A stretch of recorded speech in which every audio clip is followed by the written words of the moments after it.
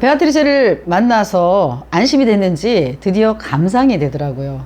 광장에 털퍼덕 주저앉아서 저 멀리에 있는 콤포스텔라 대성당을 바라봤습니다. 성당은 공사 중이었고 도착한 순례자들이 떼를 지어 다니면서 노래를 부르고 흥겨워하더라고요. 하늘은 파랗고 등 뒤에 땀은 식어서 춥고 갑자기 제 몸에 허무한 게 확 퍼지는 거예요. 그러면서 내가 저걸 보기 위해서 여기까지 길을 쓰고 걸어온 건가? 저게 뭐지? 제게 그 성당은 그렇게 매력적이거나 흥분되지 않았어요. 대신 제가 걸어온 길 있죠. 길에서 들었던 소리, 만났던 사람, 풍경, 서로가 격려해줬던 것들, 이런 것들이 제 가슴에 꽉 찼습니다.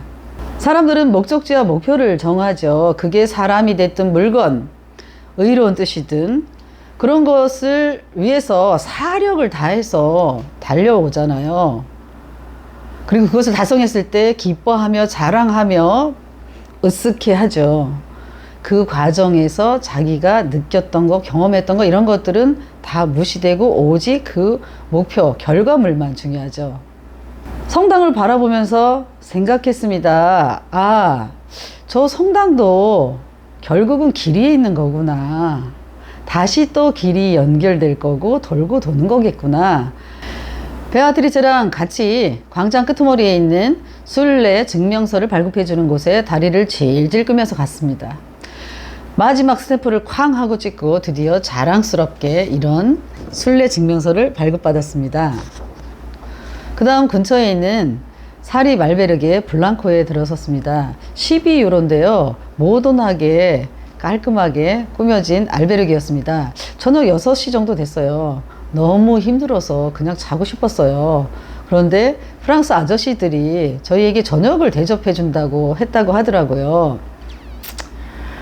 가기는 싫었지만 그들이 그동안 저희에게 베풀어진 친절에 보답해야 되겠다라고 생각해서 나갔습니다. 대성당 근처에 마놀루라는 레스토랑이 있어요.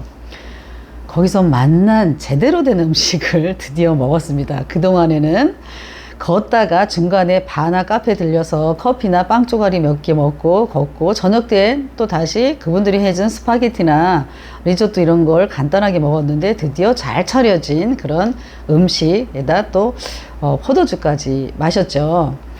그분들이 주로 저희에게 저녁을 대접해주고 그날 저녁도 본인들이 사겠다 그러더라고요. 그래서 제가 포도주는 내가 사겠다. 내가 산티아고 온다고 하니까 제가 좋아하고 존경하는 수녀님이 가서 포도주 사 먹어라 라고 하면서 주신 돈이 있다. 그래서 제가 사겠다 하니까 그것도 막 안 된다 그래가지고 화장실 가는 척 하면서 포도주 값만 제가 계산을 했습니다. 맛있게 식사를 하고 난 다음에 생음악을 연주하는 카페가 있더라고요. 테이블은 5개 정도 되고 긴 바가 있고 거기에 바에는 의자가 한 5개 정도 있어요. 거기서 간단한 맥주를 마시면서 이들과 재미있게 이 얘기 저 얘기 했습니다. 그 바에서 술을 한잔 하면서 이렇게 둘러보니까 참 정감이 있고 좋더라고요. 제가 젊었을 때는 다녔던 커피숍이나 술집 이런 것들은 다 작았잖아요. 그런데 요즘에는 똑같은 인테리어의 카페나 술집들이 전국에 쫙 널려 있잖아요. 자기의 고유한 것이 죽은 것 같아요. 밤 12시가 돼서 제로미 필립과 나이스하게 부엉을 하고 헤어져서 숙소로 들어왔습니다. 숙소에 누워서 자려고 그러는데 가슴이 꽉 차고 충만하고 터질 것 같은 거예요. 산티아고에는 4일을 머물렀고요. 베아트리체는 이틀 있다가 그 다음날 피스테라로 다시 걷겠다고 하더라고요.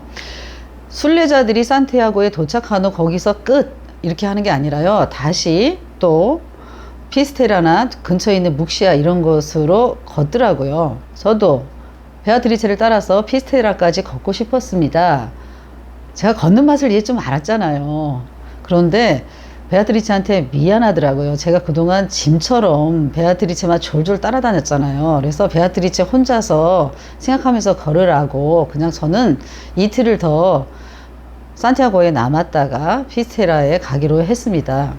제가 머물렀던 사립 알베르게 블랑코 숙소는 좁았어요. 좁은 곳에서 사람들이 서로에게 조심하느냐고 살살 걷고 물건을 잡을 때도 살살 잡고 그러는데 밤에는 그게 더 잘 들리는 거예요. 그들이 뱉은 숨을 제가 들이마시고 제가 들이마셨던 숨을 다시 뱉어서 그들이 또 들이마시고 이렇게 숨이 교류하는 게 같은 공간에 있는 거구나 이런 생각이 들었죠. 산티아고를 걸으면서 음식 때문에 고전한 적은 거의 없습니다. 그런데 비가 오거나 날씨가 춥거나 이럴 때는 우리나라 음식이 생각나더라고요. 특히 돼지고기 들어간 된장찌개나 라면이 너무 생각나는 거예요. 그래서 다른 나라에 사는 사람들이 음식 때문에 우울증 걸린다는 말이 이거구나. 요런 게 뭔지 알겠더라고요. 다른 나라에 가서 살게 되면은 비도 오고 바람도 불고 이런데 뜨끈한 국물이 있는 어묵 장사 이런 거 하면 괜찮겠다. 이런 생각도 잠시 해봤습니다. 블랑코 숙소에 머물면서 새벽에 일찍 일어나서 글을 썼습니다. 숙소 문을 열고 나오면 바로 옆에 카페가 있습니다. 다른 사람들은 일어나지 않았기 때문에 저만의 시간과 공간이죠.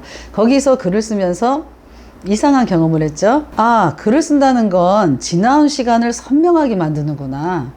흐릿했던 풍경들을 또렷하게 만들어주는구나. 적지 않았다면 몰랐을 제 몸에 쌓여진 경험을 마구마구 풀어 헤쳐주는구나.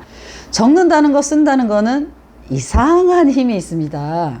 글이 머리에서 나오는 거라고 생각했는데 아니더라고요. 글은 내 몸에서 내 경험에서 나오는 것이더라고요. 베아트리체가 피스테라로 떠나기 전에 저에게 준 편지를 읽었습니다. 너의 목소리를 들어라 이렇게 쓰여 있더라고요. 맞아요. 제가 경험한 것, 그것에서 길어 올려진 것, 그것만이 진실이고 그게 바로 제 목소리가 아닐까요? 인본주의 심리상담자 칼로 조스도 이런 것들을 잘 알고 있었죠. 그래서 이렇게 말했잖아요. 나에게 경험은 가장 강력한 권위를 가지고 있다. 정당성에 대한 시금석은 내 자신의 경험이다. 이렇게 말했죠. 거기다 더 덧붙여서 이렇게 친절하게 설명했죠. 성경도 선지자도 프로이드도 연구조사도 하느님이나 인간에 대한 계시도 내 자신의 직접적인 경험보다 우선하지 않는다라고 말했잖아요. 이상 걸으면서 진리를 걸으면서 자기 자신의 목소리를 들은 그 누나의 김영미였습니다.